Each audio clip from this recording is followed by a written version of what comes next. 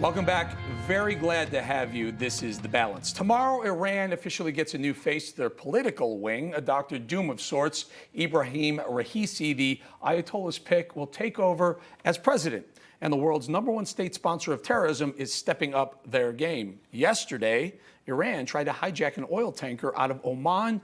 Eventually, the 6 to 9 hijackers left the ship, so everyone on board the Asphalt Princess, I kid you not, pictured here, was safe as the tanker headed back to Oman. Let's bring in Monica Crowley, former Assistant Secretary of the Treasury Department, who penned an op-ed today. Monica, I want anytime we can talk about foreign policy, I love talking with you about it. You're one of the smartest people in the business about it. Iran, how dangerous are they? Extremely dangerous. And like every American president who's brand new to the job, President Biden is being tested by our adversaries, including Iran, but also China, Russia, and you're going to see a whole array of other threats coming at us. So the Iranian threat is critical, not just to the region, but to the world. President Biden and his foreign policy team have indicated that they want back in to the JCPOA, the Iran nuclear deal, which I think is extremely dangerous and destabilizing to the region. But they're because Iran is just a short few months away from getting an atomic weapon. Yes, and deliverable in maybe a year or so. And they've been in violation of the terms anyway. Now, President Trump removed us from the deal very smartly. President Biden wants back in, even though Tehran is in total violation of a number of the provisions of it.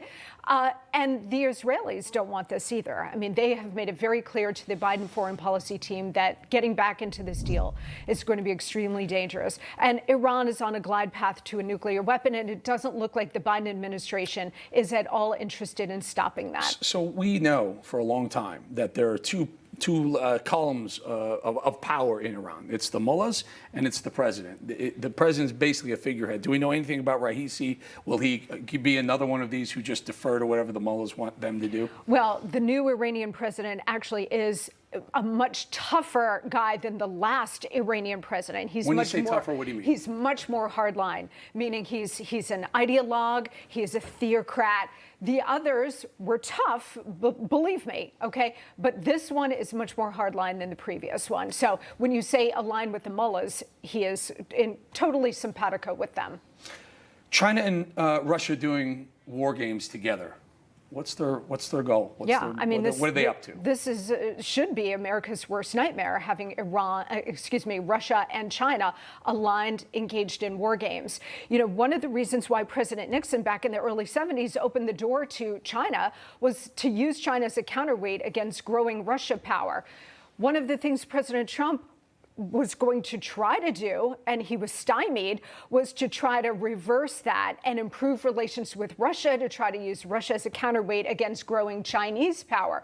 But now you have an American president that's so incredibly weak on both that now the Chinese and the Russians see an opportunity to renew their alliance against the United States and Western interests. This is extremely blows me dangerous. away, Monica. We have a situation where 600,000 Americans are dead. It's probably cost us $10 trillion. And Biden and the left generally is more ticked off at Republicans who want to choose whether or not to have a vaccine or not than the country where it originated from. And now we know it likely originated from the Wuhan lab in China. It is why can they not get their brains around getting ticked off at China? Well, for a number of reasons. It's unconscionable that the Biden administration is not holding the Chinese, the CCP, to account, holding them accountable for what they inflicted on the world. Millions of people are dead as a result of this virus. Hundreds of thousands of Americans are dead. Not just the virus, but the threat that they pose economically, which President Trump took on, militarily, diplomatically, politically. But the president of the United States is compromised on China. So is his son. So if you're holding your breath, it's going to be a long wait for you to expect any kind of retaliation or any kind of aggressive stance toward the Chinese coming from this administration. Final thought, 30 seconds or so. I think they game played it out. They war game played it out. It looks like the U.S., especially the Navy, looked a little weak against the Chinese if the Chinese were to go into Taiwan. But we said we would defend Taiwan if they did. Final thought. Yes, and that's been long-standing American policy that the United States would defend Taiwan. President Biden has made that clear, but when push comes to shove, will he? I think that's an outstanding question, and I think that that is a game of chicken that Beijing is willing to play. We got a chicken in the White House right now. We might not win that. Or maybe we do, because a game of chicken, you'd think the chicken would win. Monica Crowley, always good to have you on Pleasure. Smarty Pants. Thanks, Eve. Hey, I'm Rob Finnerty. Thanks for watching. If you enjoyed this video, please join the conversation in the comments below. Don't forget to subscribe, too. Hit the bell icon to be alerted to breaking news. And remember, there's a whole lot more on Newsmax TV, America's fastest growing cable news network. Newsmax TV, where real news for real people.